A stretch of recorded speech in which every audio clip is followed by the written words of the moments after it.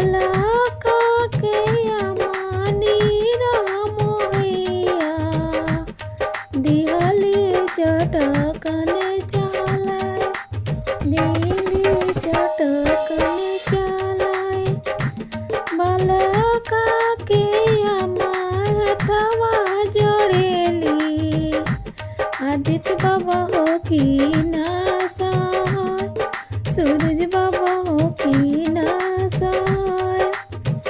कड़की के बोलेलन सूरज माल सुनती वही बचन सुनती वही बचन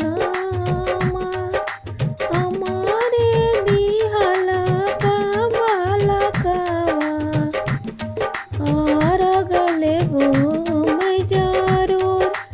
और गले वो मैं जरूर नरियारावा मंगईनी बाजारे से बलका दिले जुटिया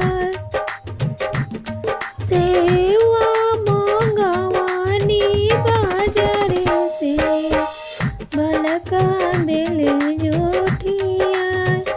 बालका के अमानी रामोहिया दिहली चटकन चलाए बालका के अमाथवा जोड़ेली आदित्य हो की ना सहाय सूरज बाबा हो की ना सहाय